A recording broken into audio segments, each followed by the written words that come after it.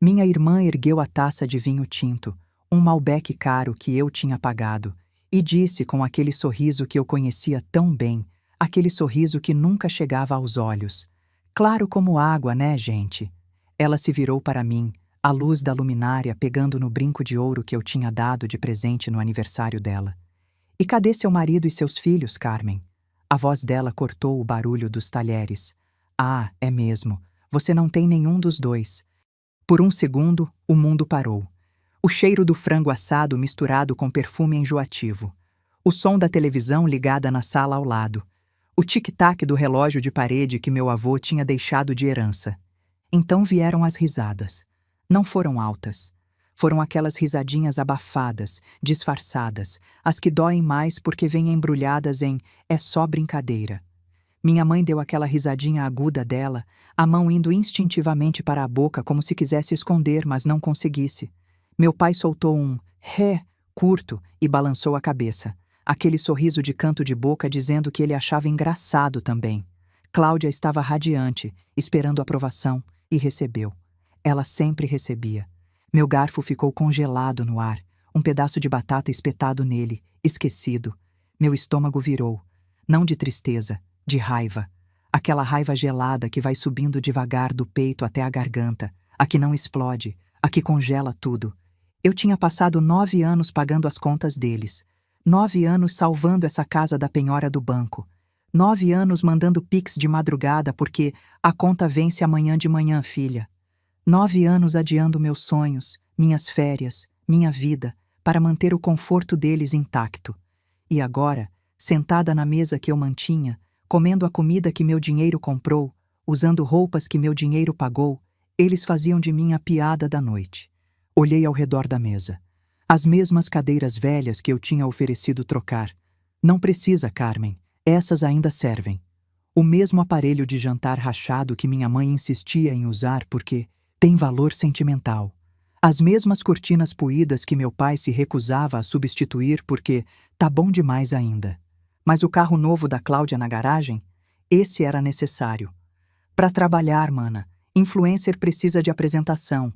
Larguei a colher. O barulho do metal batendo no prato cortou o ar. Todas as cabeças viraram. Olhei minha irmã bem nos olhos. Aqueles olhos castanhos iguais aos meus, mas que carregavam uma vida completamente diferente, uma vida bancada por mim, e disse, com uma calma que me surpreendeu: "E cadê seu dinheiro, Cláudia?" O sorriso dela vacilou. "O quê?" "Seu dinheiro. Cadê?" Inclinei a cabeça. "Ah, é mesmo, não tem, porque quem te sustenta até hoje sou eu. Quem paga seu aluguel sou eu. Quem paga seu cartão sou eu. Quem pagou seu carro, sua faculdade, suas roupas de grife, sou eu." A sala inteira silenciou. Não aquele silêncio confortável de depois de uma piada boa. Aquele silêncio pesado, constrangedor, perigoso. O tipo de silêncio que acontece quando alguém fala uma verdade que todos fingiram não ver. Minha mãe pousou o garfo devagar. Meu pai limpou a garganta, olhos procurando uma saída. Cláudia ficou vermelha, a boca se abrindo e fechando como peixe fora d'água. Mas esse silêncio não encerrou a noite. Ele começou tudo o que veio depois. Porque o que eles fizeram em seguida cruzou uma linha que nenhuma família deveria cruzar. Uma linha que me fez descobrir que eu não era apenas a vaca leiteira da família. Eu era a isca, a garantia, o nome limpo que eles usavam quando o deles não servia mais. Mas antes de continuar, não esqueça de se inscrever no canal. Deixe um comentário nos dizendo de onde você está nos assistindo. Adoramos saber até onde nossas histórias chegam. E preciso saber que não sou a única que já foi humilhada pela própria família. A única que já foi tratada como ATM ambulante enquanto todos fingiam que era amor. E quando você ouvir o resto da minha história, me conta, o que você teria feito se estivesse sentada naquela mesa? Teria continuado engolindo? Teria explodido? Ou teria feito o que eu fiz? Eu sou Carmen Oliveira, 58 anos, analista de sistemas sênior na Techfin Brasil, uma empresa de tecnologia financeira aqui em São Paulo, no coração da Vila Madalena. Meu apartamento fica na Rua Harmonia, número 847, terceiro andar. 2 quartos, um banheiro, uma varanda pequena de onde dá para ver o pôr do sol entre os prédios. plantas na janela, livros empilhados na mesa de centro. Uma vida que, de fora, parece estável, organizada, até invejável. Acordo todos os dias às 6 da manhã, café preto sem açúcar, 2 torradas com requeijão. Abro o notebook antes mesmo de tomar banho para checar se caiu algum e-mail urgente da noite. Me arrumo ouvindo podcast, geralmente sobre finanças pessoais. A ironia não passa despercebida. Saio de casa às 7h30, pego o metrô na estação Fradique Coutinho, desço na Paulista, caminho 10 minutos até o escritório. Rotina de relógio. Meus colegas de trabalho acham que eu sou certinha, organizada, aquela que tem a vida toda planejada. A Carmen é pé no chão, eles dizem. Não se mete em confusão, sempre sabe o que está fazendo. Se eles soubessem. Porque o que a maioria das pessoas não vê, o que meus colegas, meus vizinhos, até minhas amigas mais próximas não sabem, é para onde vai metade do meu salário todo santo mês. Ele desaparece, evapora, some no mesmo buraco negro que tem engolido meu dinheiro há anos, sugando cada gota de estabilidade financeira que eu tento construir. Esse buraco tem nome: minha família. Meu salário como analista sênior é de R$ 9.200 líquidos por mês. Bom salário para São Paulo, não me entenda mal. Muita gente vive com muito menos, mas quando você subtrai R$ 1.800 de aluguel, R$ 800 de condomínio e contas básicas, R$ 600 de alimentação, R$ 400 de transporte e o básico para sobreviver na cidade, sobra uma quantia razoável, certo? Errado, porque ainda tem as transferências. A prestação da casa dos meus pais em Guarulhos, R$ 2.100 por mês. O plano de saúde da minha mãe, que ela não pode mais pagar desde que se aposentou, R$ 680. Os remédios dela para o coração, R$ 350 em média. O empréstimo mensal para a Cláudia, só até ela se estabilizar, entre R$ 800 e R$ 1.500, dependendo da crise do mês. As emergências do meu pai, conta de luz atrasada, IPTU vencendo, consulta médica particular porque, pelo SUS demora demais, mais R$ 500 a R$ 800 por mês. Faz a conta. Chega fácil a R$ 4.500 ou R$ 5.000 mensais indo direto para eles. Metade do meu salário. Todos os meses. Sem falta. Há 9 anos. Deixa eu te apresentar os personagens principais dessa história. Minha mãe, Dalva Oliveira, 77 anos. Foi enfermeira por 32 anos no Hospital Santa Marcelina. Uma mulher forte, daquelas que trabalhava plantão duplo e ainda chegava em casa para fazer janta. Eu cresci vendo ela sair de madrugada com o uniforme branco impecável e voltar de noite com os pés inchados, mas sempre com energia para perguntar sobre meu dever de casa. Ela era meu exemplo de força, de garra, de mulher que não desiste. Até que em 2016, aos 68 anos, teve que fazer uma cirurgia de ponte de safena tripla.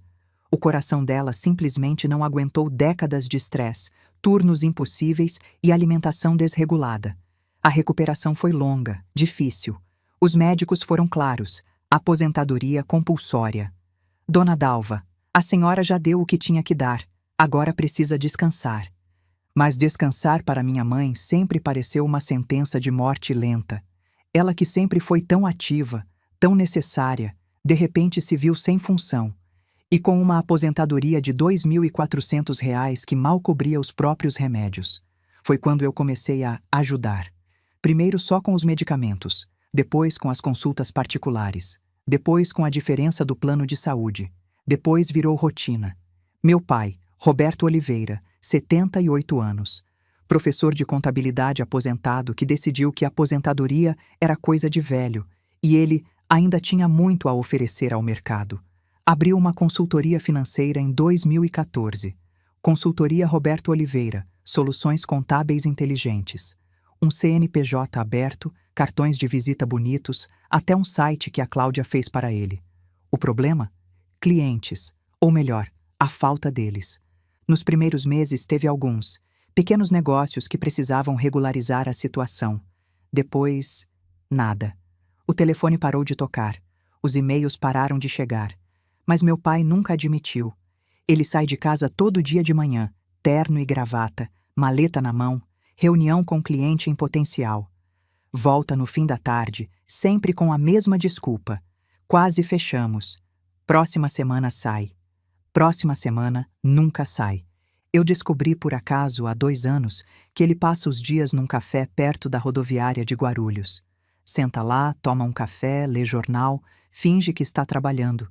Volta para casa e mantém a farsa. Minha mãe sabe. Eu sei. Ele sabe que a gente sabe. Mas ninguém fala nada. Porque falar seria admitir o fracasso. E os Oliveira não admitem fracasso. Os Oliveira fingem até a realidade se curvar. Só que a realidade não se curva. As contas continuam chegando. E quem paga sou eu. E tem minha irmã, Cláudia Oliveira, 45 anos, 13 anos mais nova que eu. A caçula, a queridinha, a bonita. Aqui tem futuro. Aqui todos protegem porque, coitada, ainda está se encontrando. Cláudia se formou em design de moda aos 28 anos, curso que eu paguei R$ 42 mil em mensalidades parceladas que levaram anos para quitar. Ela prometeu que ia virar estilista famosa, que ia trabalhar para grandes marcas, que um dia ia me pagar de volta com juros. Não virou. Hoje ela se chama de influenciadora digital de moda e lifestyle. Tem 14 mil seguidores no Instagram, número que ela infla comprando seguidores falsos a cada 3 meses. Posta fotos de looks do dia, faz parcerias com marcas pequenas que mandam roupas de graça em troca de divulgação, vai em eventos de lançamento onde consegue encher a bolsa de brindes. E mora num apartamento de 1 quarto no Tatuapé que custa R$ 1.400 por mês. Aluguel que eu pago, porque ela precisa de um endereço apresentável para receber marcas. Dirige um HB 2019 branco, carro que eu dei de entrada e paguei 12 parcelas do financiamento até ela assumir, ler, até eu continuar pagando discretamente. Usa roupas de grife que precisa ter para manter a imagem. Roupas que ela compra no cartão de crédito que está no meu CPF. Cláudia não trabalha, não no sentido tradicional. Ela faz conteúdo, ela constrói marca pessoal, ela está se posicionando no mercado. Tradução: ela acorda tarde, tira fotos, edita no celular, vai em eventos grátis, volta para casa e no fim do mês me liga. Mana, o cartão fechou em 4 mil. Você consegue depositar? Juro que mês que vem sai aquela parceria grande. A parceria grande nunca sai. Mas sabe o que dói mais? Não é o dinheiro. Dinheiro eu consigo ganhar mais. O que dói é a falta de gratidão. É a falta de reconhecimento. É ser tratada como obrigação, não como salvação. É ouvir, obrigada, mana, você é demais. Seguido de, e já que você vai depositar, consegue colocar mais uns 300? Tem um evento sexta e eu preciso comprar um vestido. É ser vista como solução, nunca como pessoa. E o pior é ver eles três, minha mãe, meu pai, minha irmã, viverem uma vida de conforto construída na minha exaustão e ainda acharem que têm o direito de me julgar, de me diminuir, de fazer piada sobre minha vida vazia, enquanto enchem a vida deles com meu suor. Eu costumava me convencer de que era isso que filhas boas fazem. Elas mantêm as luzes acesas, mantêm a casa longe do leilão, mantêm a família inteira de pé, enquanto elas mesmas afundam devagar. Eu achava que se eu continuasse dando, pagando, salvando, um dia eles me veriam como mais do que apenas o plano B. Um dia eles veriam que eu estava me matando por eles. Um dia eles diriam, chega, Carmen, você já fez demais, agora é nossa vez de cuidar de você. Esse dia nunca chegou. Todo domingo sem exceção há 9 anos, eu dirijo 1h30 de São Paulo até Guarulhos para o jantar em família. Saio da Vila Madalena às 4 da tarde, pego a Marginal Tietê, entro na rodovia Presidente Dutra, saída quilômetro 225, mais 15 minutos até a casa deles no bairro Bom Sucesso. Uma casa de 3 quartos, pintada de bege desbotado, com grade verde nas janelas e portão de ferro que range quando abre. Minha mãe insiste que é tradição. Família se reúne, Carmen. É importante. Um dia você vai ter saudade desses domingos. Eu queria acreditar nisso. Eu realmente queria. O ritual é sempre o mesmo. Chego às 5h30. A casa já está com aquele cheiro característico, frango assado temperado com alho, cebola e coloral, que vai ao forno desde as 3 da tarde. Purê de batata na panela, arroz branco soltinho, farofa com bacon, vinagrete de tomate e cebola picadinho. Às vezes tem couve refogada. Sempre tem guaraná de 2 litros na geladeira. Quando empurro o portão, aquele rangido agudo que anuncia minha chegada, meu pai está na sala, assistindo o Fantástico ou algum programa de auditório, volume alto porque ele não admite que está surdo.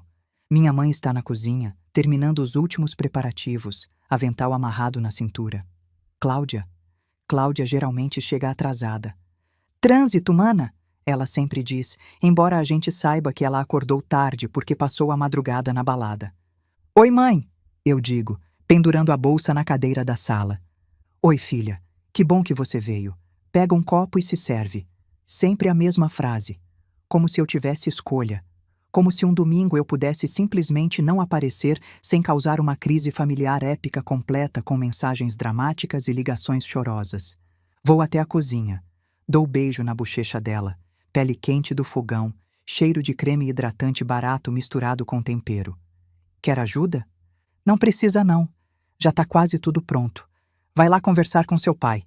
Mas eu nunca vou, porque conversar com meu pai significa ouvi-lo reclamar da economia, do governo, dos clientes que não entendem o valor de um bom contador, de como antigamente era tudo mais fácil. É desgastante. Então eu fico ali, encostada no balcão da cozinha, vendo minha mãe mexer as panelas e a gente troca meia dúzia de palavras sobre nada. Como tá o trabalho? Tá bom? E aquele chefe chato que você comentou? Ah, continua chato. Pois é. Paciência, né, filha? Paciência, a palavra favorita da família Oliveira. Paciência para aguentar. Paciência para continuar. Paciência para não reclamar. Mas ninguém nunca tem paciência comigo. Para mim é sempre: Carmen, você pode resolver isso? Carmen, dá um jeito. Carmen, só dessa vez? Cláudia chega perto das 6, sempre fazendo entrada triunfal. Bate palma no portão porque esqueceu as chaves. Meu pai abre resmungando. Ela entra com sacola de alguma loja, sorriso largo, óculos escuros na cabeça. Oi, família. Como se fosse estrela de novela chegando no set. Minha mãe sai da cozinha limpando as mãos no avental. Oi, minha filha. Que linda. Comprou roupa nova?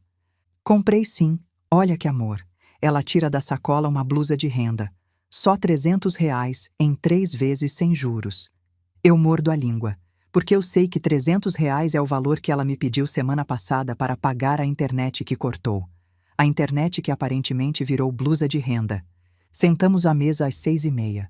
Sempre nos mesmos lugares. Meu pai na cabeceira. Minha mãe do lado direito dele. Eu do lado esquerdo. Cláudia do outro lado, de frente para mim. 4 lugares. Sempre os mesmos há décadas. A mesa é de madeira escura, com tampo de vidro em cima. Tem uma toalha de plástico estampada com flores que minha mãe comprou na loja de R$ 1,99 e que nunca foi substituída, apesar de estar manchada e rasgada nas pontas. As cadeiras são antigas, com assento de courinho sintético rachado. A minha tem um rasgão grande que eu sempre evito sentar em cima para não prender a roupa.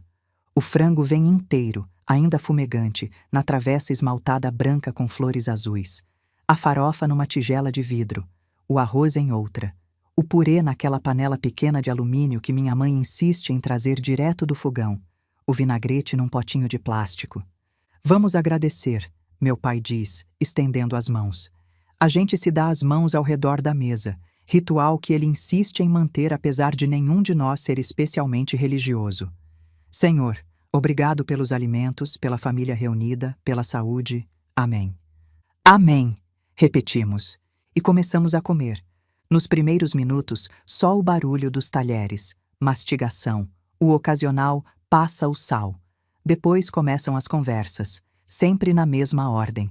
Minha mãe pergunta sobre o trabalho de cada um. Eu respondo que está tudo bem.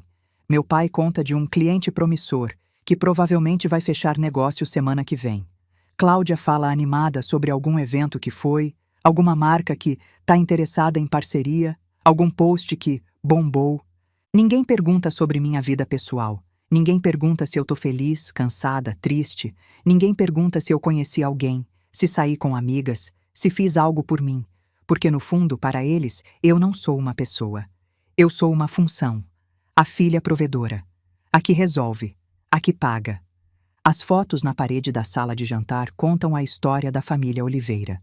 Tem Cláudia de vestido branco rendado no baile de debutante, festa que custou R$ 18.000 em 1995 e que eu paguei metade. Tem meu pai de terno apertando a mão de algum político local numa solenidade qualquer. Tem minha mãe de uniforme do hospital, sorrindo naquela foto institucional que tiraram no dia do enfermeiro. E tem uma foto de mim. Uma só. Foto de formatura da faculdade. Eu tô na beirada do quadro, o diploma na mão, sorriso sem graça. A foto está desbotada, a moldura velha. Fica num canto, atrás de um vaso de planta artificial. Não tem foto do meu aniversário. Não tem foto minha viajando. Não tem foto minha em momento nenhum de realização pessoal. Porque para essa família, minhas realizações nunca foram celebradas. Elas foram esperadas. Obviamente. Afinal, alguém tinha que ser a responsável. Eu não reclamo durante os jantares. Levo sempre uma garrafa de vinho, geralmente um tinto baratinho do Carrefour, porque se eu levar algo muito caro, minha mãe reclama que não precisava gastar. Ajudo a recolher os pratos quando terminamos. Lavo a louça enquanto minha mãe guarda a comida que sobrou. Seco as panelas. Organizo tudo no escorredor. Cláudia fica na sala mexendo no celular. Meu pai já voltou para o sofá, TV ligada. Depois do jantar tem sempre café.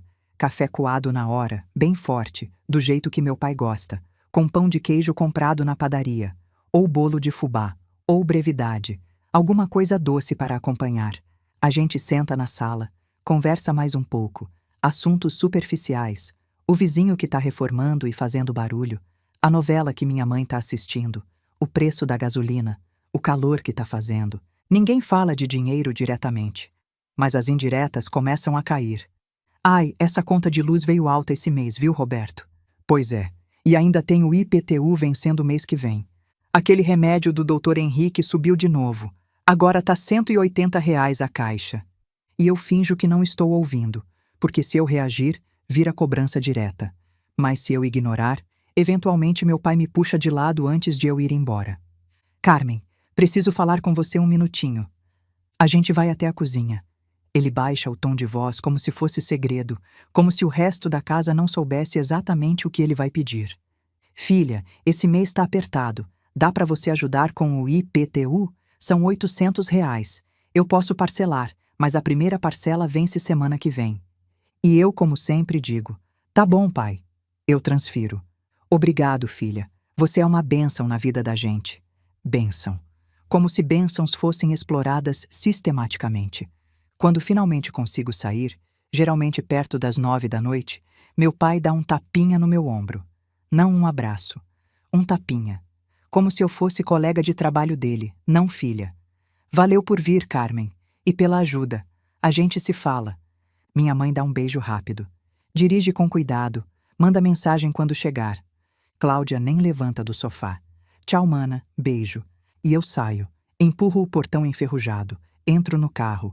Fecho a porta e fico sentada ali por alguns minutos antes de ligar o motor, olhando a casa pela janela, as luzes acesas, as sombras se movendo lá dentro, a TV piscando através da cortina, e penso: por quê? Por que eu continuo fazendo isso? Tem noites na volta para São Paulo que eu fico me dizendo mentiras reconfortantes. É assim que famílias são, bagunçadas, imperfeitas, necessitadas. Todo mundo tem problemas. Pelo menos eles têm um onde morar graças a mim. Eu sou a filha mais velha, é minha responsabilidade. Mas outras noites, as piores noites, eu seguro o volante com tanta força que meus dedos ficam brancos e doloridos. Porque lá no fundo, abaixo de todas as desculpas e racionalizações, eu sei a verdade. Não é amor que me faz continuar pagando as contas deles. É culpa.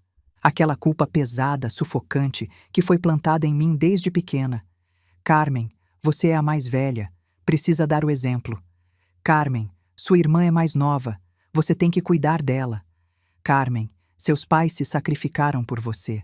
Agora é sua vez de retribuir. Culpa cultivada ano após ano. Culpa que cresceu raízes tão profundas que eu nem sei mais onde ela termina e onde eu começo. Foi por isso que eu não vi aquele jantar chegando. Achei que seria como todos os outros. Conversa superficial, tensão escondida embaixo de sorrisos educados, as indiretas de sempre. Mas naquela noite, desde o momento em que empurrei o portão, o ar estava diferente, pesado, carregado com algo afiado esperando para cortar. Era um daqueles domingos de novembro em São Paulo. Calor úmido, o tipo que gruda na pele. Quando entrei, minha mãe estava na cozinha como sempre, mas não me cumprimentou do jeito habitual. Só levantou os olhos, deu um aceno rápido com a cabeça e voltou para a panela. Estranho. Meu pai estava na sala, mas diferente de sempre, não estava assistindo TV. Estava sentado ereto, mãos cruzadas no colo, como se estivesse esperando. Esperando o quê? Oi, pai. Carmen. Só isso. Nem oi. Nem como você tá. Só meu nome, seco. Cláudia já estava lá, o que era ainda mais estranho porque ela sempre atrasa. Estava sentada à mesa, mexendo no celular, mas com aquele sorrisinho de canto de boca. Aquele sorriso que ela fazia quando criança depois de aprontar alguma e saber que ia se safar. Oi, mana, ela disse sem levantar os olhos da tela. Oi! Algo estava errado. Eu sentia na espinha. Aquela sensação de quando você entra numa sala e percebe que estavam falando de você segundos antes. Sentamos à mesa mais cedo que o normal. 5:30, não 6:30. A comida estava pronta. O frango dourado no centro, fumegante. Mas ninguém começou a se servir logo. Ficamos ali sentados, um silêncio constrangedor enchendo o espaço. Foi minha mãe quem quebrou o silêncio, servindo o frango com aqueles movimentos mecânicos, os olhos evitando os meus. Então, Carmen, como tá o trabalho? Bem, do mesmo jeito. Ganhando bem? Olhei para ela. O mesmo de sempre, mãe. Por quê? Só curiosidade. Mas o tom não era de curiosidade, era de alguma outra coisa. Meu pai limpou a garganta. É que a gente estava conversando mais cedo, né, Dalva? Sobre o futuro, sobre planejamento. Planejamento? Repeti. E a gente não tá ficando mais novo. Sua mãe com esses problemas de coração. Eu também não tô bem das pernas. E a Cláudia, bem, ela ainda tá tentando se estabelecer. Entendo. Não entendia onde ele queria chegar, mas já sentia o meu estômago se apertando. Cláudia interveio, recostando na cadeira com aquela pose dela, estudada, como se estivesse tirando foto para o Instagram. O que o papai está tentando dizer é que talvez seja a hora de você pensar mais na família. Investir mais aqui, sabe? Em vez de ficar guardando dinheiro para você. Engoli seco. Eu já ajudo vocês todo mês. Vocês sabem disso. Sim, mas... Minha mãe hesitou, mexendo a farofa no prato sem comer. A ajuda é pouca para cobrir tudo. As coisas estão ficando mais caras. A prestação da casa vai aumentar. Meus remédios subiram de novo. E a Cláudia precisa investir na carreira dela. Investir como? Minha voz saiu mais dura que eu pretendia. Um curso de marketing digital. Cláudia respondeu animada, como se estivesse falando de algo óbvio. São R$ 8.000, em 10 vezes de R$ 800. Mas é essencial, mana. Vai fazer toda a diferença na minha carreira. Várias influencers que eu sigo fizeram e decolaram. Olhei ao redor da mesa. Todos me encarando, esperando. Como sempre esperaram. E por que você não paga com seu próprio dinheiro? Perguntei. Porque eu não tenho R$ 8.000, Carmen. Ela respondeu como se eu tivesse feito a pergunta mais estúpida do mundo. E você tem? Eu tenho porque eu trabalho, porque eu economizo, porque eu não gasto tudo que ganho em roupa e balada. O clima esfriou na hora. Meu pai bateu o talher no prato. Carmen, não é assim que se fala com sua irmã. Então como eu devo falar? Com mais R$ 4 ou R$ 5.000 que eu não tenho? Você tem sim, minha mãe disse baixinho. Eu sei que você guarda dinheiro. Você sempre foi econômica. Eu guardo porque preciso, porque eu tenho contas, porque eu preciso pensar no meu futuro também. Seu futuro? Cláudia deu uma risadinha. Mana, que futuro? Você vai fazer o quê com esse dinheiro? Comprar mais plantas para aquele apartamento vazio? O sangue subiu para o meu rosto. Vazio? É. Ela se inclinou para a frente, os olhos brilhando com aquela crueldade casual dela. Você mora sozinha, trabalha que nem louca. Volta para casa e faz o quê? Fica vendo série? Mexendo em planilha? Enquanto isso, a gente aqui está tentando construir alguma coisa, tentando viver de verdade. Cláudia, chega! minha mãe falou, mas sem convicção, como se só estivesse cumprindo o protocolo. Não, deixa eu falar. Cláudia estava empolgada agora, alimentada pela bebida e pela plateia. Ela precisa ouvir. Carmen, você não acha que já passou da hora de você parar de ser tão egoísta? Egoísta?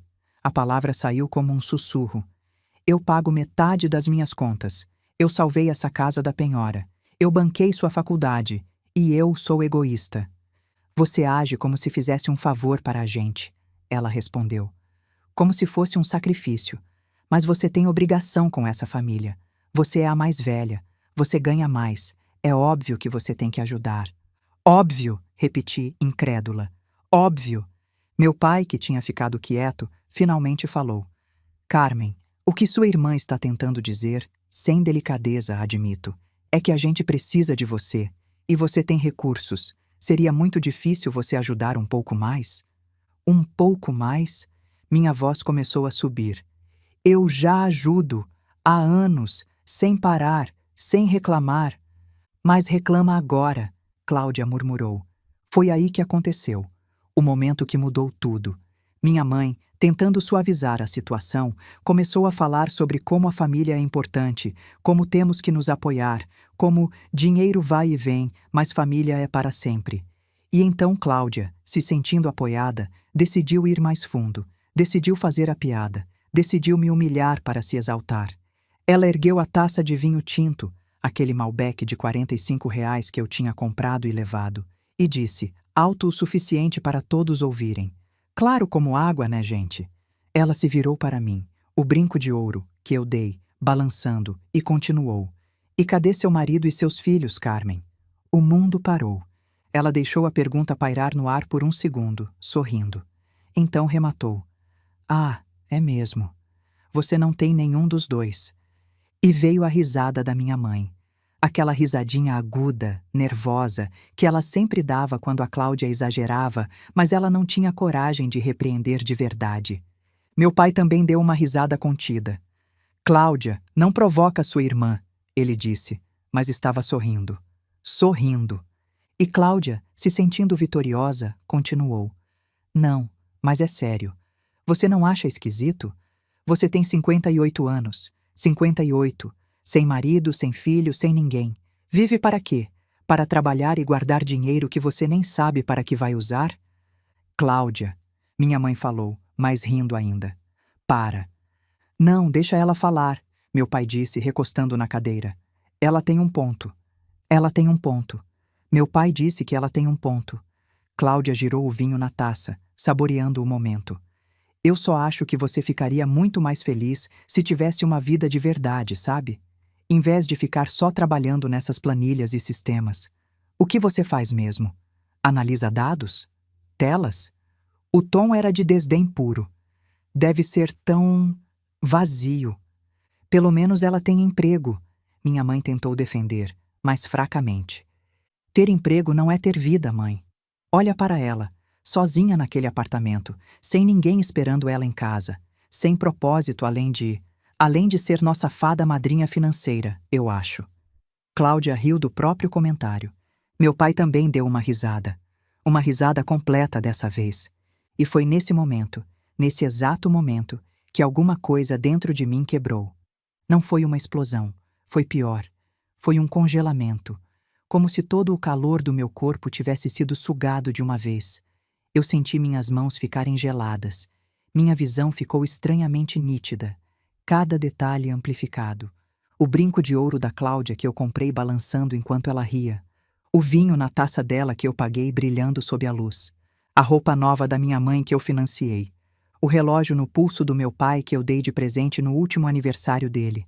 A casa inteira ao redor, cada tijolo, cada móvel, cada conta de luz, cada gota d'água, sustentada por mim. E eles estavam ali, confortáveis, alimentados, seguros, rindo de mim. Rindo da minha vida vazia, da minha vida sem propósito. Durante anos eu tinha deixado passar as piadas, as indiretas, os comentários passivo-agressivos sobre eu ser muito focada no trabalho, ou muito fechada, ou muito séria. Eu engolia, sorria, deixava para lá, porque era isso que filhas boas faziam.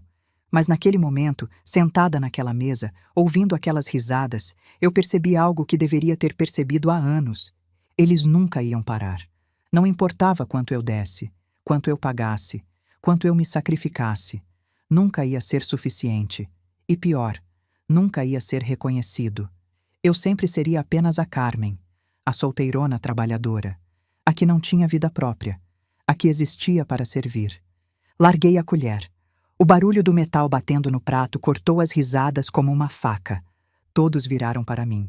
Olhei para a Cláudia, direto nos olhos dela, e senti uma calma estranha me invadir. A calma que vem quando você finalmente para de lutar contra a correnteza e simplesmente deixa ir. Cadê seu dinheiro, Cláudia? Minha voz saiu baixa, controlada, quase suave. O sorriso dela vacilou. O quê? Seu dinheiro. Cadê? Inclinei a cabeça levemente, curiosa. Porque eu estou aqui há 9 anos te ouvindo falar de parceria, de investimento, de carreira. Mas cadê o dinheiro? Cadê o retorno? Ela piscou, confusa. Eu tô construindo... Você não está construindo nada.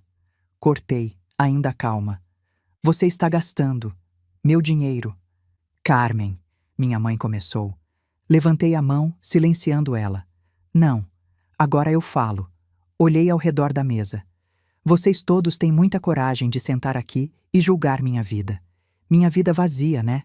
Sem marido, sem filhos, sem propósito. Mas deixa eu te contar um segredo, Cláudia. Ela ficou quieta, o rosto vermelho. Eu tenho propósito. Meu propósito há 9 anos tem sido manter vocês.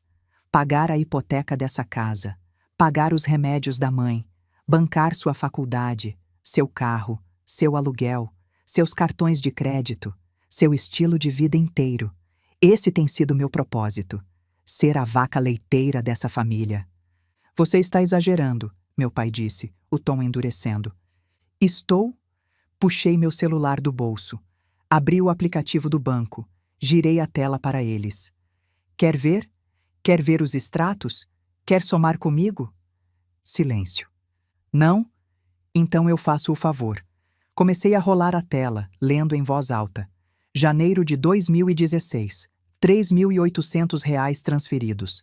Fevereiro, R$ 4.100. Março, R$ 4.900. E assim foi, mês após mês, ano após ano. Vocês sabem quanto dá no total só desses 9 anos?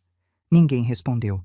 Mais de R$ 500.000. R$ 520.000 para ser exata. O rosto da minha mãe empalideceu. Meu pai ficou olhando para o prato. Cláudia abriu e fechou a boca sem palavras. R$ 500.000, repeti, deixando o número pesar no ar. R$ 500.000 que eu poderia ter usado para viajar o mundo, para comprar um apartamento maior, para investir no meu futuro. Mas não. Usei para sustentar vocês 3 enquanto vocês me humilham. A gente agradece, Carmen, minha mãe sussurrou. Você sabe que a gente agradece. Agradecem? Deixei escapar uma risada seca. Acabaram de passar os últimos 20 minutos me humilhando, rindo da minha vida. Isso é gratidão? Ninguém respondeu. Levantei da cadeira. Devagar. Peguei minha bolsa. Carmen, senta, meu pai ordenou. Não. Você vai embora agora? No meio do jantar? Vou. E sabe o que mais eu vou fazer? Olhei para cada um deles. Vou parar de pagar, de bancar, de ser a idiota que sustenta uma família que não tem o mínimo de respeito por ela. O rosto da minha mãe empalideceu ainda mais. Você não está falando sério. Estou falando muito sério. Acabou. A farra acabou. Não vou mais mandar nem um centavo. Carmen, você não pode fazer isso. Meu pai se levantou também, a voz subindo. Você tem obrigação com essa família. E foi aí que eu disse a frase que mudaria tudo. Eu não tenho obrigação nenhuma. E vocês acabaram de me mostrar exatamente por quê. Virei as costas e caminhei até a porta. Atrás de mim, ouvi o caos começar. Minha mãe chorando, meu pai gritando, Cláudia dizendo algo que eu não consegui distinguir. Mas eu não parei. Não olhei para trás. Só empurrei aquele portão enferrujado pela última vez e entrei no meu carro. Quando dirigi de volta para São Paulo naquela noite, o silêncio dentro do carro era mais pesado que nunca. A estrada se estendia à frente como um túnel de faróis e escuridão. Meu reflexo no vidro parecia desconhecido, calma por fora, mas por dentro, algo afiado tinha finalmente acordado. Eu não chorei, não fiquei repassando as palavras deles. Eu só pensei em tudo que tinha feito, cada transferência, cada boleto, cada sacrifício que construiu o conforto deles enquanto encolhia o meu. Quando cheguei na Vila Madalena, eu sabia que não podia voltar atrás. Dentro do apartamento, tirei os sapatos e fui direto para minha mesa. A pilha de envelopes ainda estava lá. Contas, avisos de pagamento, recibos, coisas que eu nunca tinha tido coragem de somar direito. Liguei meu notebook e abri a conta do banco. Linha após linha, ano após ano, tudo ali me encarando. Dinheiro para cobrir a faculdade particular da Cláudia antes mesmo de começar as transferências mensais regulares. Depois, 9 anos de transferências que totalizavam exatos R$ 520 mil.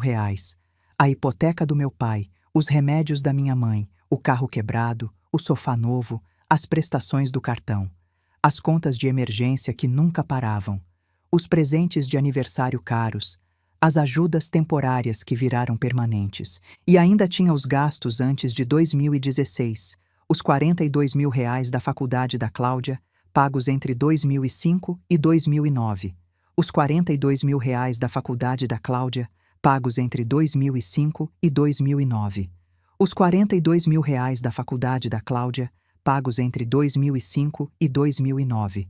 Os R$ 42 mil da faculdade da Cláudia, pagos entre 2005 e 2009. Os R$ 42 mil da faculdade da Cláudia, pagos entre 2005 e 2009. Os R$ 42 mil da faculdade da Cláudia, pagos entre 2005 e 2009. Os R$ 42 mil da faculdade da Cláudia, pagos entre 2005 e 2009. Os R$ 42 mil da faculdade da Cláudia, pagos entre 2005 e 2009. Os R$ 42 mil da faculdade da Cláudia, pagos entre 2005 e 2009. Os R$ 42 mil da faculdade da Cláudia, pagos entre 2005 e 2009.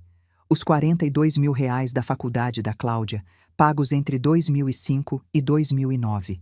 Os R$ 42 mil da faculdade da Cláudia, pagos entre 2005 e 2009. Os R$ 42 mil da faculdade da Cláudia, pagos entre 2005 e 2009.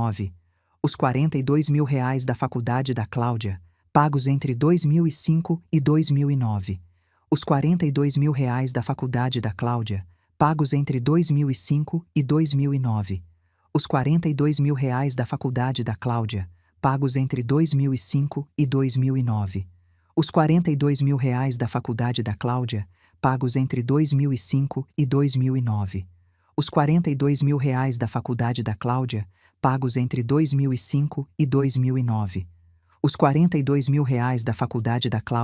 pagos entre 2005 e 2009. Os R$ 42 mil da faculdade da Cláudia, pagos entre 2005 e 2009. Os R$ 42 mil da faculdade da Cláudia, pagos entre 2005 e 2009. Os R$ 42 mil da faculdade da Cláudia, pagos entre 2005 e 2009. Os R$ 42 mil da faculdade da Cláudia, pagos entre 2005 e 2009. Os R$ 42 mil da faculdade da Cláudia, pagos entre 2005 e 2009. Os R$ 42 mil da faculdade da Cláudia, pagos entre 2005 e 2009. Os R$ 42 mil da faculdade da Cláudia, pagos entre 2005 e 2009. Os R$ 42 mil da faculdade da Cláudia, pagos entre 2005 e 2009. Os R$ 42 mil da faculdade da Cláudia, pagos entre 2005 e 2009. Os R$ 42 mil da faculdade da Cláudia, pagos entre 2005 e 2009. Os R$ 42 mil da faculdade da Cláudia, pagos entre 2005 e 2009.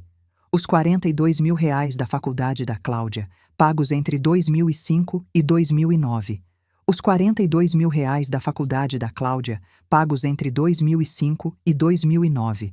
Os R$ 42 mil da faculdade da Cláudia, pagos entre 2005 e 2009.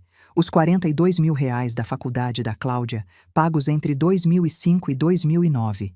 Os R$ 42.000 da faculdade da Cláudia, pagos entre 2005 e 2009. Os R$ 42.000 da faculdade da Cláudia, pagos entre 2005 e 2009. Os R$ 42.000 da faculdade da Cláudia, pagos entre 2005 e 2009. Os R$ 42.000 da faculdade da Cláudia, pagos entre 2005 e 2009. Os R$ 42.000 da faculdade da Cláudia, pagos entre 2005 e 2009. Os R$ 42.000 da faculdade da Cláudia, pagos entre 2005 e 2009. Os R$ 42.000 da faculdade da Cláudia, pagos entre 2005 e 2009. Os R$ 42.000 da faculdade da Cláudia, pagos entre 2005 e 2009. Os R$ 49.000 do baile de debutante dela em 1995. Aproximadamente R$ 28.000 em presentes, emergências, extras e despesas pontuais ao longo dos anos. Meu peito apertou. Eu tinha gastado os melhores anos da minha vida mantendo todo mundo de pé. A ironia era brutal. Eu trabalhava em fintech, construindo ferramentas para ajudar as pessoas a gerenciar o próprio dinheiro, enquanto eu não conseguia gerenciar o meu sem deixar ele escorrer todo. Naquela noite, passei o cursor em cima do botão de transferência recorrente que eu tinha configurado para os meus pais. A tela perguntou: "Tem certeza de que deseja cancelar esta transferência?" Cliquei em sim. Foi só um clique, mas pareceu como cortar um cordão que tinha me estrangulado por anos. Sentei para trás, exalando pela primeira vez em muito tempo. Na manhã seguinte, meu celular começou a vibrar antes mesmo de eu terminar o café. Minha mãe primeiro. "Filha, aconteceu alguma coisa? O pagamento da prestação não caiu." Depois, meu pai. "Carmen, você esqueceu a transferência da casa." Depois, Cláudia. "Mana, manda um Pix? O aluguel vence hoje." Eu li cada mensagem, cada palavra carregada de expectativa e presunção, e virei o celular de cara para baixo. No fim da tarde, tinham mensagens de voz. A voz da minha mãe tremendo, a do meu pai irritada, a da Cláudia meio acusando, meio implorando. No fim da semana, as ligações ficaram desesperadas. "Você não pode fazer isso com sua família. Você deve para a gente depois de tudo que fizemos. Você está sendo dramática, Carmen." Eu não respondi nenhuma. Em vez disso, comecei a guardar tudo. As mensagens, os extratos do banco, os recibos. Não por vingança, mas porque alguma coisa dentro de mim sussurrou que isso não tinha acabado. Então veio a mensagem que confirmou: "Vem para o jantar domingo, precisamos conversar." Sem cumprimento, sem pergunta, só uma ordem. Fiquei olhando a mensagem até a tela escurecer. Meu pulso desacelerou. Se era essa a guerra que eles queriam, eu ia parar de fingir que não sabia brigar. "Tudo bem", sussurrei para mim mesma. "Vamos conversar." Mas antes de ir, eu fiz algo que nunca tinha feito antes. Procurei uma advogada. Doutora Beatriz Mendes. Escritório pequeno, mas respeitado nos Jardins, especializada em direito de família e fraudes financeiras. Marquei consulta para quinta-feira. O escritório dela era clean, moderno, paredes brancas, plantas nas prateleiras, uma mesa de vidro onde ela sentou de frente para mim. 40 e poucos anos, cabelo curto, óculos de armação grossa, ar de quem não aceita enrolação. "Então, Carmen", ela disse depois que expliquei a situação básica, "você sustentou sua família por 9 anos e agora quer se proteger legalmente?" "Exatamente. Eu sei que eles não vão aceitar isso de boa, e eu preciso garantir que não possam me prejudicar." "Prejudicar como?" "Não sei, mas meu pai é contador. Ele tem acesso aos meus dados, sabe meu CPF de cor. Minha mãe também. Eu." Parei, a realização me atingindo. Eu nunca me protegi deles. Ela anotou algo. "Você autorizou eles a usarem seu nome em alguma coisa? Financiamentos, empréstimos, cartões?" "Não que eu saiba, mas..." Hesitei. "Não seria difícil. Eles têm todos os meus documentos. Cópias, pelo menos." "Certo. Primeira coisa, você vai precisar fazer um boletim de ocorrência preventivo, só para constar que, a partir de hoje, qualquer uso do seu nome sem autorização expressa será considerado fraude." "Posso fazer isso?"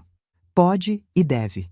Segunda coisa, vou precisar que você me traga todos os registros de transferências bancárias, tudo que você pagou para eles. Vamos documentar tudo. Por quê? Porque se eles tentarem dizer que você tem alguma dívida com eles, ou que você é obrigada legalmente a sustentar eles, nós vamos ter prova do contrário. Você já deu mais que suficiente. Senti um alívio estranho.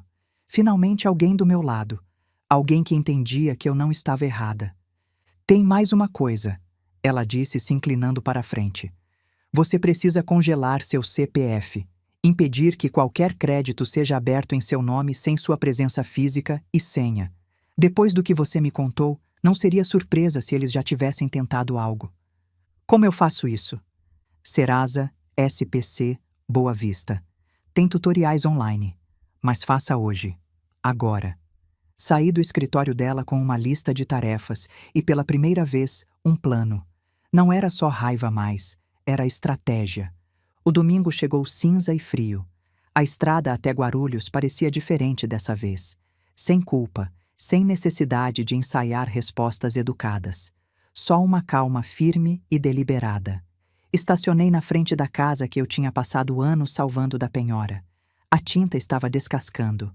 A luz da varanda ainda piscava, e as mesmas cortinas pendiam nas janelas. Nada tinha mudado, e ainda assim, tudo tinha. Quando entrei, o ar estava pesado de tensão e café requentado. Minha mãe estava arrumando a mesa, movimentos bruscos, evitando o meu olhar. Meu pai sentado na cabeceira como um juiz, mãos cruzadas. Cláudia encostada no balcão da cozinha, mexendo no celular, fingindo não se importar. Carmen, minha mãe disse sem olhar para cima. A gente não pode viver assim. A prestação da casa, as contas. Você sabe como é difícil para a gente. Pendurei meu casaco na cadeira. Eu sei há 9 anos. O tom do meu pai era cortante. Não começa. Essa família depende de você e você sempre ajudou. Por que parar agora? Eu encontrei os olhos dele. Porque não é ajuda se for esperado. Isso se chama obrigação. Minha mãe largou o guardanapo que estava dobrando. Você está sendo cruel. Não, eu disse baixinho. Eu estou sendo honesta. Cláudia bufou, ainda olhando para o celular. Nossa, alguém finalmente arrumou coluna. Parabéns, mana. Virei para ela. Sabe o que é engraçado? Você me zoava por não ter marido nem filho, mas você viveu às minhas custas como se eu fosse sua segunda mãe. A cabeça dela se ergueu de uma vez. Como é? Minha mãe se intrometeu, nervosa. Chega, vocês duas. A Cláudia ainda está se encontrando. Você não pode esperar que ela seja tão responsável quanto você. Minha risada saiu seca. Esse é exatamente o problema. Vocês nunca esperaram que ela fosse. Meu pai bateu a mão na mesa, o som afiado como vidro quebrando. Cuidado com o tom. Nós somos seus pais. Tenha respeito. Segurei o olhar dele, firme e calma. Respeito se conquista, não se exige. Ele se levantou um pouco, como se quisesse me intimidar, mas eu não me mexi. Por um momento, ninguém falou. A tensão estava tão grossa que parecia que o próprio ar podia se estilhaçar. Então Cláudia falou de novo, a voz pingando veneno. Você acha que é tão melhor porque ganha um dinheirinho. Por favor, sem a gente você não teria ninguém. Respirei fundo. Essa é a diferença, Cláudia. Você precisa de gente para te definir. Eu não. O rosto dela se contorceu. Você é patética. Vai morrer sozinha com suas planilhas. Sorri de leve. Talvez. Mas pelo menos vou morrer sem dívidas. Minha mãe ofegou. Meu pai murmurou algo baixinho e Cláudia avançou na minha direção. Você é uma egoísta. Antes que ela terminasse, enfiei a mão na bolsa e tirei uma pasta grossa. O som do papel batendo na mesa cortou as palavras dela ao meio. O que é isso? Meu pai exigiu. Registros, eu disse. Cada pagamento que fiz para essa família desde 2016. R$ 4.500 a R$ 5.000 por mês. 9 anos. Mais de R$ 500 mil. Faculdade, prestações da casa, cartões de crédito, concertos, até o sofá novo onde vocês estão sentados. Cláudia revirou os olhos. Agora você está contando pontos? Não, eu disse calmamente. Eu estou guardando provas. A voz da minha mãe tremeu. Carmen, isso não é necessário. É sim, cortei. Porque eu fui numa advogada. E ela me disse algumas coisas muito interessantes. Meu pai franziu a testa, preocupação genuína aparecendo pela primeira vez. Que advogada? Doutora Beatriz Mendes, especialista em direito de família. Tirei outro documento da pasta. Ela me orientou a fazer um boletim de ocorrência preventivo, para proteger meu CPF e meus dados. Proteger de quê? Minha mãe perguntou, mas a voz estava fraca. De qualquer uso não autorizado. Pausei, deixando o peso das palavras assentar. Tipo financiamentos ou empréstimos feitos em meu nome sem meu consentimento. O silêncio que se seguiu era ensurdecedor. Você acha que a gente faria isso? Meu pai perguntou, mas o tom era defensivo demais. Eu não sei. É por isso que estou me protegendo. Coloquei outro papel na mesa. Também congelei meu CPF em todos os órgãos de crédito. A partir de agora, nada pode ser aberto em meu nome sem minha presença física e senha. Cláudia olhou para meu pai, depois para minha mãe. Alguma coisa passou entre eles, algo que eu não consegui decifrar, mas que me fez sentir frio na espinha. Você está sendo paranoica, Cláudia disse, mas sem convicção.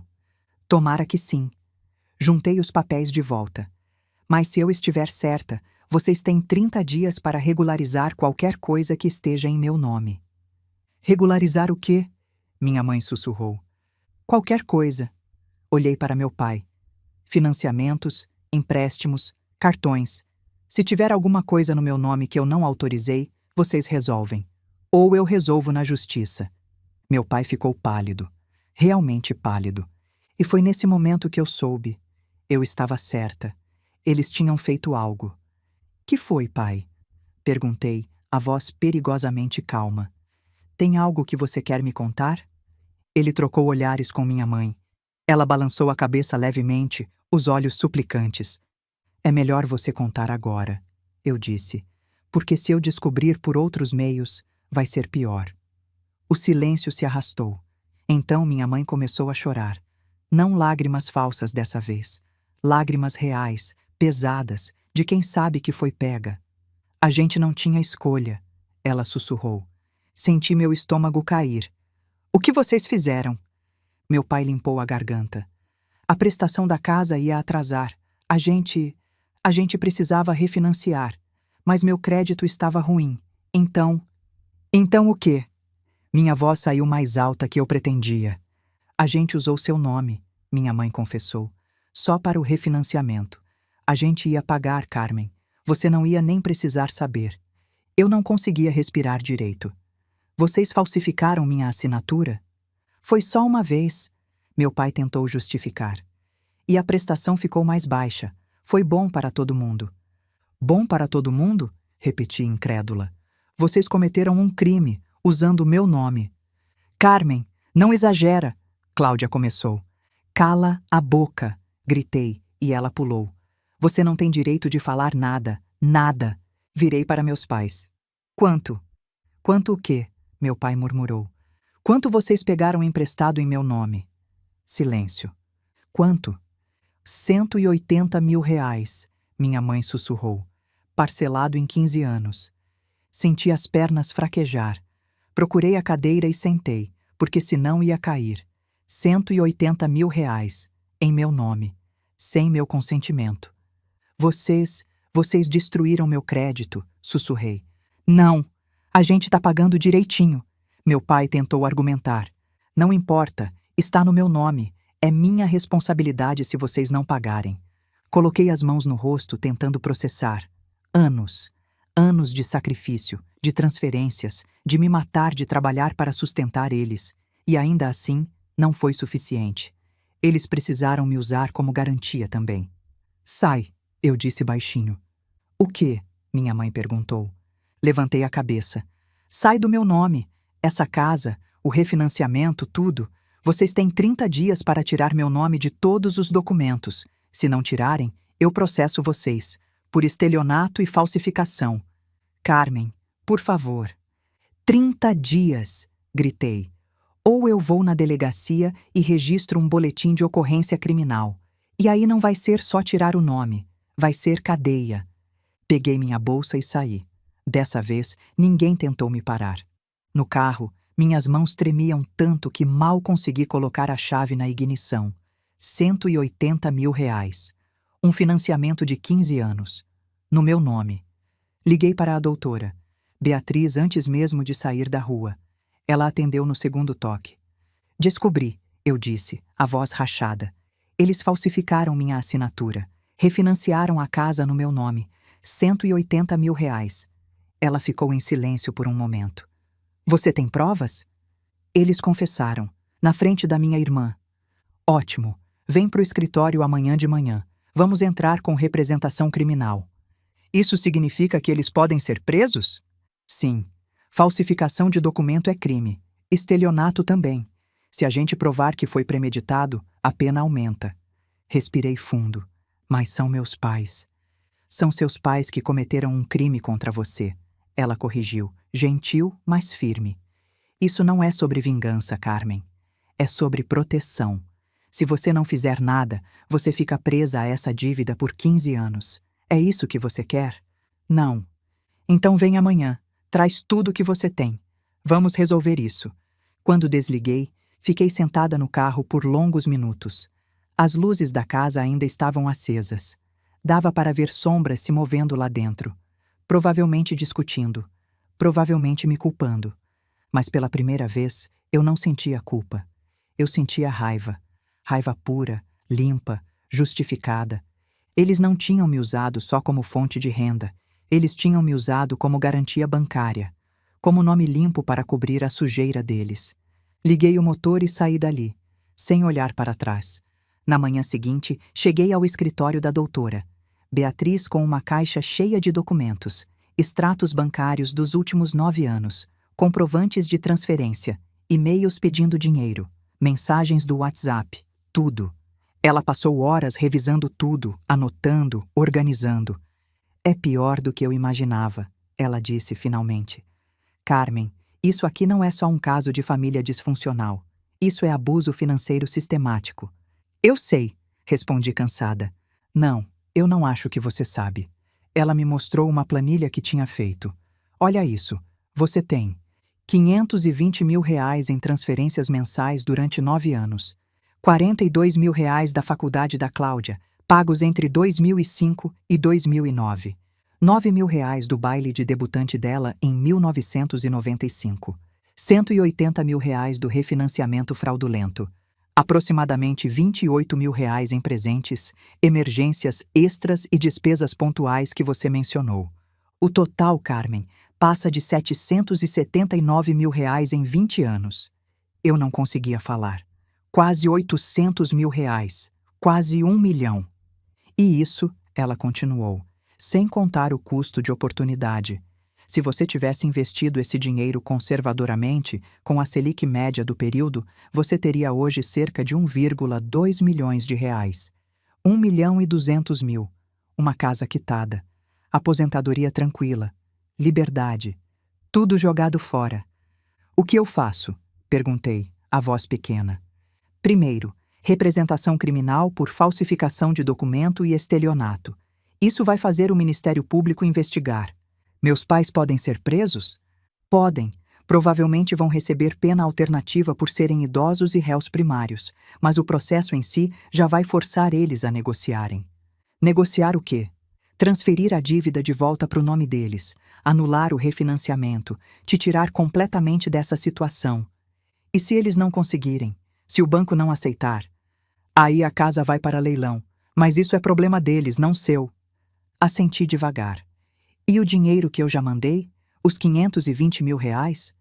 Podemos entrar com ação cível de restituição, alegar enriquecimento ilícito, abuso de confiança, mas é mais difícil de provar, porque foram transferências voluntárias. Mas eu não sabia do refinanciamento. Se eu soubesse, nunca teria continuado pagando. Exato. Isso a gente pode usar. Vamos argumentar que as transferências foram feitas sob falsa premissa. Você achava que estava ajudando com as prestações normais? Não sabia que eles tinham feito uma dívida gigante no seu nome? Quanto tempo isso vai levar? O criminal? Uns 6 meses para investigação, depois julgamento. O cível pode levar anos. Mas o importante agora é você se proteger. O resto a gente resolve depois. Assinei todos os papéis que ela colocou na minha frente. Autorização para representação, procuração, tudo. Quando saí do escritório, tinha um peso nos ombros, mas também uma estranha leveza. Finalmente, alguém além de mim via o que eles tinham feito.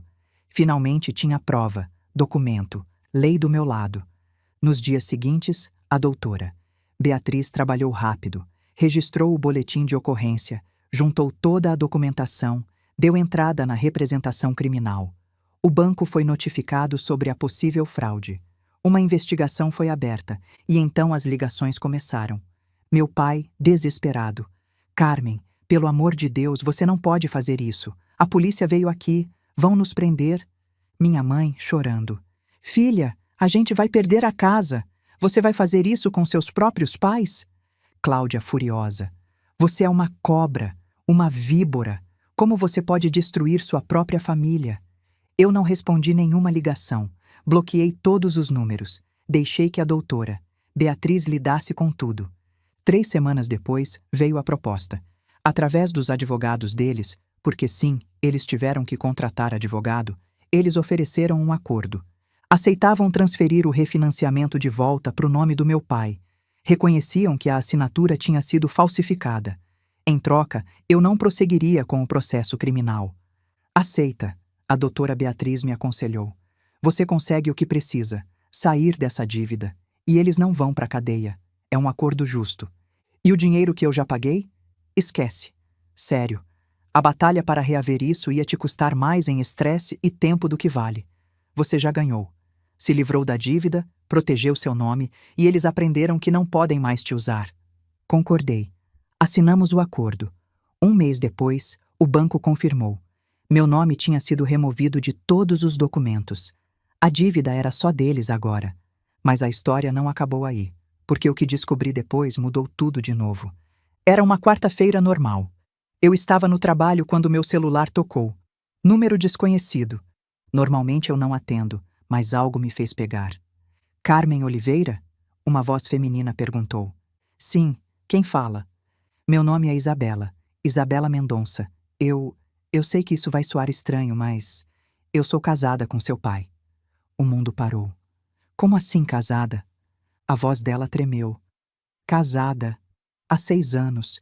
Ele me disse que era viúvo, que tinha uma filha que morava longe e não se falavam mais. Senti o chão desaparecer debaixo dos meus pés. Minha mãe está viva. Eles moram juntos. Do outro lado da linha, um silêncio pesado. Depois, um soluço abafado. Eu achei que você devia saber. Ele está usando meu nome também. Empréstimos, cartões. Eu só descobri porque o banco me ligou. Onde você mora? Perguntei, ainda tentando processar. Aqui em São Paulo mesmo, Tatuapé. Podemos nos encontrar? Hoje? Sim. Por favor, eu preciso entender o que está acontecendo. Marquei num café no Itaim Bibi. Saí do trabalho mais cedo. Cheguei antes dela, pedi um café que não consegui tomar. Fiquei olhando a porta como se fosse aparecer um fantasma. Quando ela entrou, reconheci imediatamente, embora nunca a tivesse visto antes. Tinha aquele ar de quem tinha sido bonita, mas estava quebrada por dentro. 40 e poucos anos, cabelo castanho preso, olhos vermelhos de tanto chorar. Ela me viu e veio direto. Carmen, Isabela, senta. Ela sentou, as mãos tremendo. Tirou uma pasta de dentro da bolsa. Trouxe os documentos, certidão de casamento, contratos de empréstimo, tudo. Abri a pasta, e lá estava, certidão de casamento entre Roberto Oliveira e Isabela Mendonça. Data, 14 de fevereiro de 2019, 6 anos atrás, enquanto ele ainda morava com minha mãe. Como vocês se conheceram? Perguntei, a voz saindo rouca. Num evento de networking em 2018.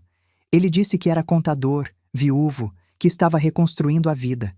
Era charmoso, atencioso, parecia genuíno. Ela limpou uma lágrima. Casamos 6 meses depois.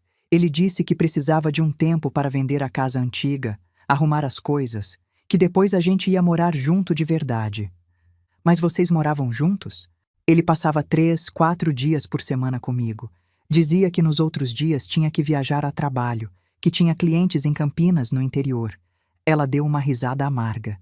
Eu era idiota, acreditei. Você não é idiota. Ele é mentiroso profissional. Ela continuou. Uns 6 meses atrás, ele me convenceu a fazer um empréstimo. Disse que era para expandir a consultoria dele, que ia me pagar de volta em 3 meses. Eu confiei. Fiz um empréstimo de R$ 45.000. Ele te pagou? Não. E mês passado me convenceu a fazer outro. R$ 32.000. Disse que era urgente, que um cliente grande ia fechar, mas ele precisava do capital de giro. Ela olhou para mim com olhos desesperados. Carmen, eu tenho R$ 87.000 em empréstimos que eu não consigo pagar. Meu salário está comprometido por anos. E agora descubro que ele tem outra família? Peguei meu celular e liguei para a doutora. Beatriz. Preciso de você. Agora. Tenho uma segunda vítima. 1 hora depois, estávamos as 3 no escritório da advogada. Isabela contou tudo de novo. A doutora Beatriz anotava tudo, o rosto ficando cada vez mais sério. Isso muda tudo, ela disse finalmente. Carmen, isso não é só falsificação e estelionato, é bigamia e fraude financeira em múltiplas vítimas. Ele pode ser preso? Isabela perguntou. Pode, e vai. A doutora Beatriz olhou para mim. Carmen, o acordo que fizemos, a gente pode rever. Com essas novas informações, o Ministério Público vai querer reabrir o caso. Então reabre, eu disse sem hesitar. Ele não pode continuar fazendo isso com as pessoas. E você, a doutora? Beatriz perguntou para Isabela. Quer entrar com representação criminal também? Ela olhou para mim. Vi nos olhos dela o mesmo que eu sentia. Raiva, cansaço e a necessidade urgente de que isso parasse. Quero, ela disse com firmeza. Nos dias seguintes, descobrimos mais.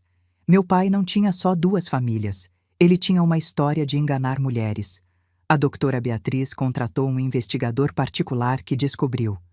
Um apartamento em Guarulhos que ele alugava em nome de Isabela, onde ele levava ela nos fins de semana especiais. Pelo menos 3 cartões de crédito em nome dela, todos no limite. Um carro financiado também no nome dela.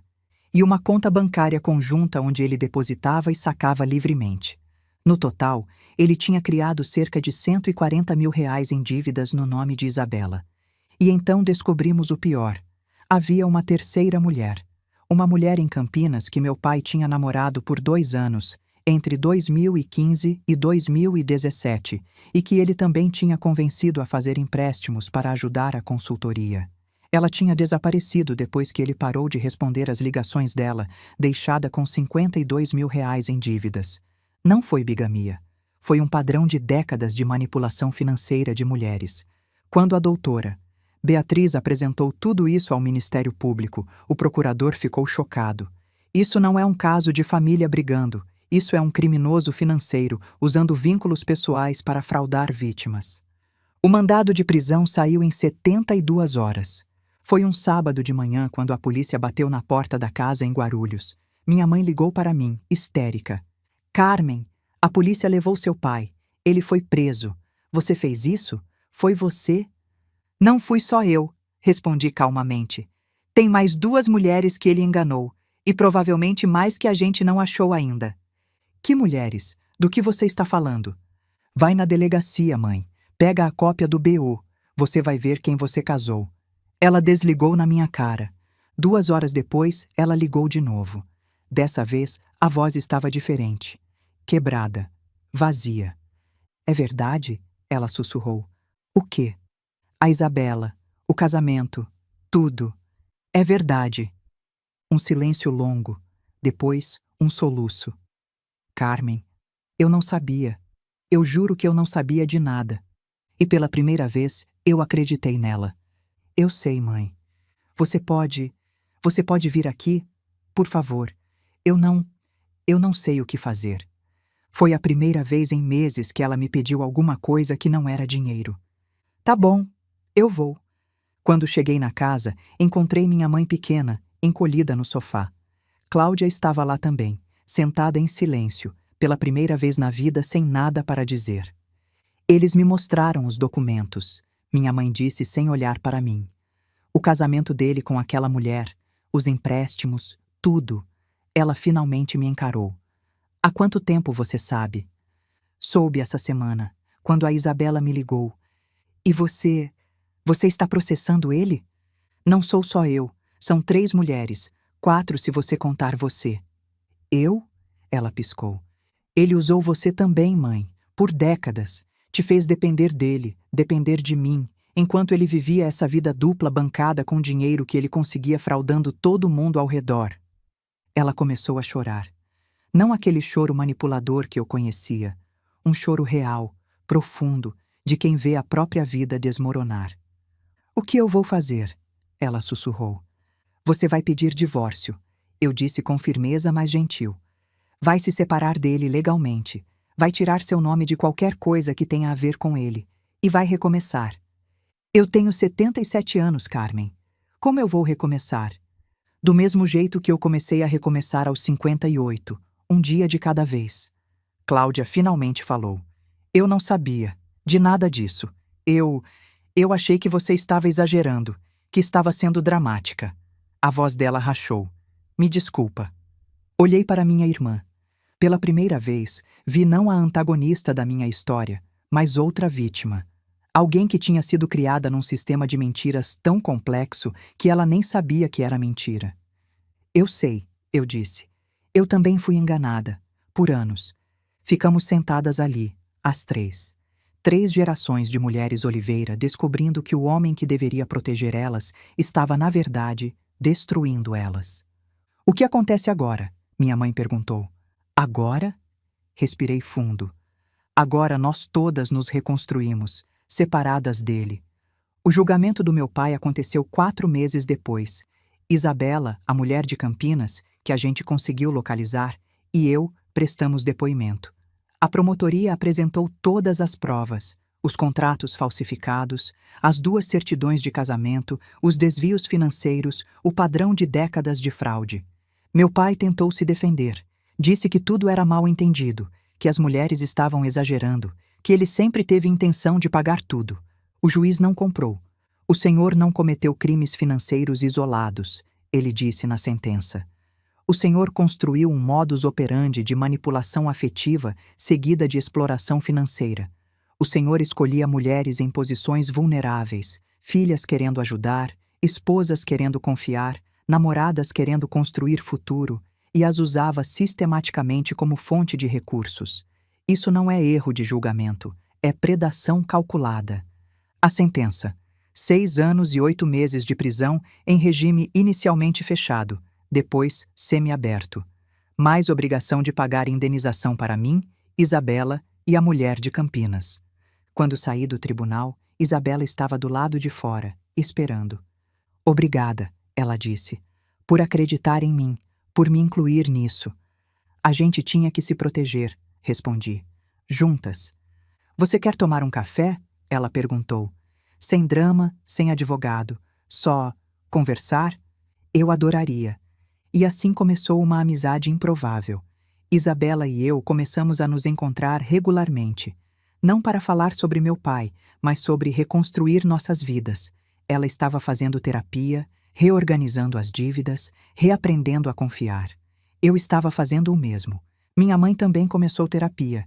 E pela primeira vez em décadas, conseguiu um emprego meio período numa clínica como auxiliar administrativa. Não pagava muito, mas era dela. Resultado do trabalho dela. Não de mim, não do meu pai. Ela me visitou um dia, alguns meses depois do julgamento. Trouxe um bolo de fubá que tinha feito. Não vim pedir nada, ela disse assim que entrou. Só queria te ver e te dar isso. Ela entregou um envelope. Dentro tinha R$ 500. É só o começo, ela disse. Mas todo mês eu vou te devolver um pouco. Não sei se vou conseguir devolver tudo. Provavelmente não vou, mas quero tentar. Senti lágrimas nos olhos. Mãe, você não precisa. Preciso sim, não pelo dinheiro, mas porque preciso provar para mim mesma que posso ser diferente, que posso ser a mãe que você merecia. Aceitei o envelope. Não porque precisava dos R$ 500, mas porque entendi que ela precisava dar. Cláudia levou mais tempo. Ela tinha se mudado para um apartamento menor, mais barato. Tinha conseguido emprego como vendedora numa loja de departamentos. Não era a vida de influencer que ela sonhava, mas era honesta. 1 ano depois daquele jantar fatídico, ela me mandou mensagem. Oi, mana. Sei que a gente não se fala muito, mas queria saber se você tá livre para almoçar sábado. Nos encontramos num restaurante simples no centro. Ela estava diferente. Cabelo mais simples, menos maquiagem, roupa normal de trabalho. Eu devia ter te pedido desculpas faz tempo, ela começou. Por tudo, pelas piadas, pelo abuso, por ter te usado. Eu não tenho desculpa. Não, você não tem, concordei. Mas aceito o pedido de desculpas. Eu tô tentando ser diferente, melhor, ganhar minha própria vida. Ela deu um sorriso torto. É mais difícil do que eu pensava. Mas fica mais fácil. Você acha que um dia a gente pode voltar a ser irmãs de verdade? Pensei antes de responder. Não da forma que éramos antes. Aquilo era tóxico. Mas talvez possamos ser algo novo, algo mais saudável. Eu gostaria disso. Eu também. Hoje, quase 2 anos depois daquele jantar, minha vida é completamente diferente. Tenho dinheiro guardado, bastante. Investi em CDBS, Tesouro Direto, até comprei uma pequena cota de um fundo imobiliário. Pela primeira vez, tenho um patrimônio de verdade. Fiz aquela viagem que sempre sonhei.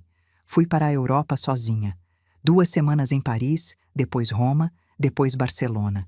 Comi em restaurantes bons, fiquei em hotéis confortáveis, comprei coisas que queria, não que precisava.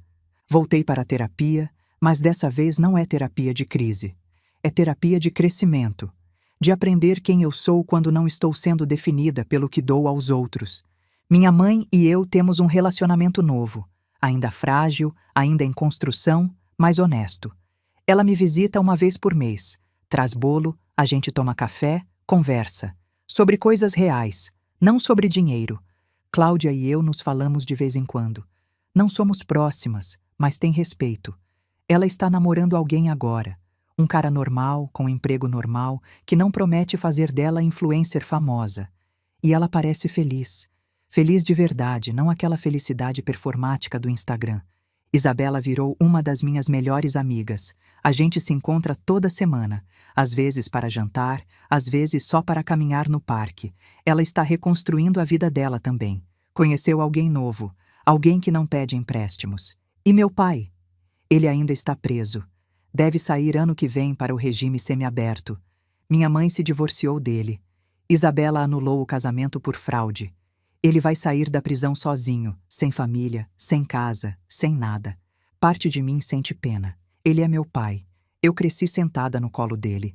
Mas a parte maior de mim lembra. Ele fez escolhas. Escolhas que machucaram muita gente. E agora está pagando por elas. Comecei a fazer voluntariado. Numa ONG que ajuda mulheres vítimas de abuso financeiro. Eu conto minha história. Ajudo outras pessoas a reconhecerem os sinais. Ensino sobre como se proteger legalmente. É surpreendente quantas mulheres têm histórias parecidas. Famílias que drenam, parceiros que manipulam, parentes que usam. E toda vez que conto minha história, no final sempre tem alguém que vem falar comigo com lágrimas nos olhos. Eu achei que era só comigo. Eu achei que eu estava errada por me sentir assim. Obrigada por falar. Agora eu sei que posso parar. É por isso que eu conto, não por vingança, não para humilhar minha família, mas para que outras pessoas saibam. Você pode parar, você pode dizer não, você pode se salvar. Numa noite, sentada na minha varanda com uma taça de vinho, olhando as luzes de São Paulo se espalharem até o horizonte, pensei em tudo o que tinha acontecido. Aquele jantar há quase 2 anos. A humilhação, a risada, o momento em que algo dentro de mim finalmente quebrou. Hoje eu sei que não foi quebra, foi libertação. Porque quando você passa a vida inteira segurando todo mundo de pé, em algum momento você precisa soltar. Não por crueldade, mas porque seus braços cansam, porque sua alma pesa, porque você percebe que não é responsabilidade sua carregar o mundo. Minha terapeuta me disse uma vez: Carmen, você passou 58 anos sendo a filha boa. Talvez seja a hora de ser a Carmen boa, para você mesma. E ela estava certa. Hoje eu sou Carmen. Não a filha provedora. Não a irmã ATM. Não a garantia bancária. Só Carmen. Carmen que viaja. Carmen que investe. Carmen que diz não sem culpa. Carmen que tem amigas de verdade. Carmen que escolhe quando e como ajuda os outros, porque quer, não porque deve. E sabe de uma coisa? Cláudia estava certa naquele jantar. Eu não tenho marido, não tenho filhos. Minha vida não é completa no sentido tradicional, mas também não é vazia. É minha, completamente, totalmente, irrevogavelmente minha. E depois de décadas sendo de todo mundo menos de mim, isso não é perda. É vitória. Se você está lendo isso agora, de onde quer que esteja, e reconhece essa história na sua própria vida, deixa eu te dizer uma coisa. Você não é egoísta por querer paz. Você não é cruel por colocar limites. Você não é má filha, mau filho, má irmã, por escolher sua própria sanidade. Família não é quem te prende, é quem te liberta para ser você mesmo. E se a sua família atual não faz isso? Você pode construir uma nova, de amigos que viraram família, de escolha, de respeito mútuo. Às vezes, a coisa mais amorosa que você pode fazer, por você e por eles, é deixar as pessoas enfrentarem as consequências das próprias escolhas. Porque no final das contas, a única pessoa que você realmente tem que sustentar é você mesmo. E isso não é egoísmo, é sobrevivência. Eu sou Carmen Oliveira. Tenho 59 anos agora. E pela primeira vez na minha vida, sou livre de verdade. Obrigada por me ouvir até o fim. Se essa história te tocou, compartilha. Porque em algum lugar, tem alguém precisando ouvir que está tudo bem em dizer não.